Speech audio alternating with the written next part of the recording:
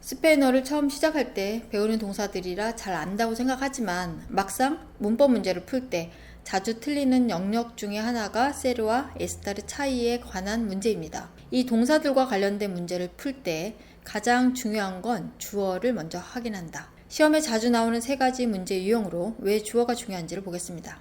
세르는 개최하다, 열리다의 의미가 있다. 이때 주어는 라 보다, 라 레우니온, 라 피에스타처럼 무형의 행사가 주어가 되고 그것들이 개최하다, 열리다의 의미를 가질 때 세르 동사를 쓰게 됩니다. 이런 예문에서 우리는 전치사 n이 오면 에스타를 답으로 먼저 떠올리게 됩니다. 에스타가 답이 될 때는 주어가 어떤 물리적인 형태를 갖고 있어야 합니다. 건물이라든지 내 친구, 너의 친구라든지 그런 주어가 어디에 위치해 있다고 할 때 에스타르를 동사로 쓰지만 이런 문제는 시험에 나올 일이 없다. 다시 정리하면 주어가 무형의 어떤 행사, 이벤트가 될 때 세르 동사는 개최하다, 열리다의 의미를 갖는다. 특히 전치사 n이랑 같이 올 경우가 많습니다. 함정 문제로. 세르 동사의 가장 대표적인 시험 문제입니다. 주어와 보어가 같은 의미일 때 세르 동사가 답이 된다. 이 예문은 그의 집이 곧 박물관이다. 이때도 부정관사 운이 오면 I를 답으로 먼저 떠올리게 되지만 I는 주어를 쓰지 않습니다. 이 예문에서처럼 주어가 곧 보어일 때 세르 동사를 쓰게 됩니다.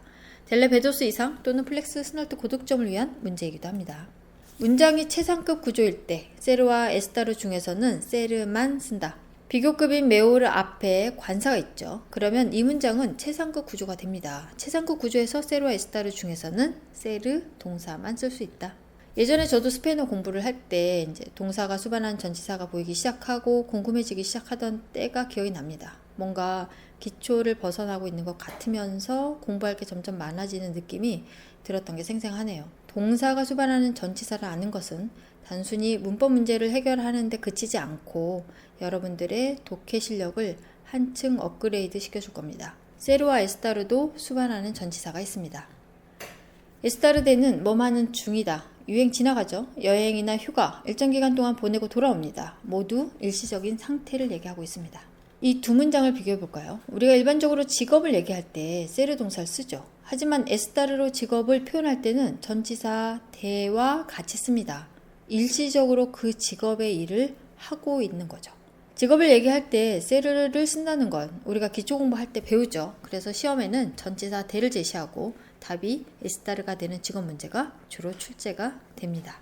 에스타르는 전치사 아와 함께 가격, 거리, 시간, 날짜를 표현합니다.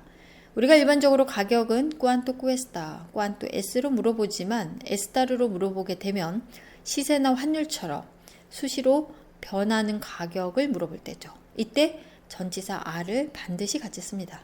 거리나 시간 개념도 함께 쓰입니다. 첫 번째 예문을 보시면 2km를 가죠. 그럼 그 지점에 학교가 있는 겁니다. 두 번째 예문은 걸어서 5분을 갔더니 그 지점에 그 건물이 있네요. 에스타르가 n을 쓸 때는 장소와 같이 쓰입니다. 하지만 a는 딱 그 지점에 주어가 있는 겁니다. 날짜 표현도 볼까요?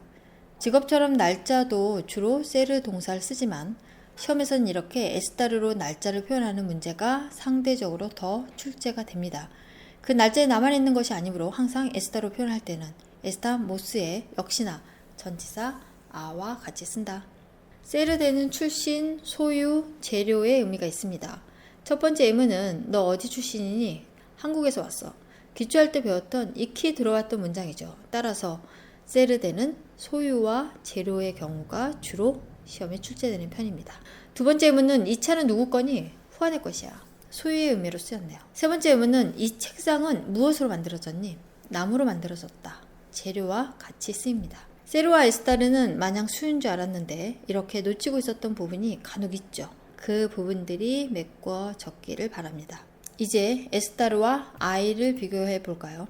둘 다 어디에 있다라는 의미입니다. 하지만 에스타르는 정관사, 소유, 형용사, 고유, 명사와 같이 쓰이는 반면에 아이는 정해지지 않은 어떤 것을 가리키는 부정관사, 무관사와 같이 쓰입니다. 가장 헷갈리는 부분은 수량이 올 때입니다. 수량은 특정의 어떤 것을 지칭하는 것이 아니기 때문에 아이를 씁니다.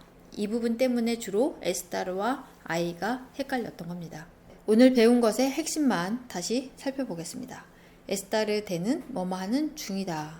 직업이 올 수 있다. 그때 그 직업은 임시로 하는 거다. 에스타르 아 뒤에는 가격, 거리, 시간, 날짜가 온다. 세르데는 소유와 재료의 의미가 있다. 아이 동사는 수량과 함께 쓰인다.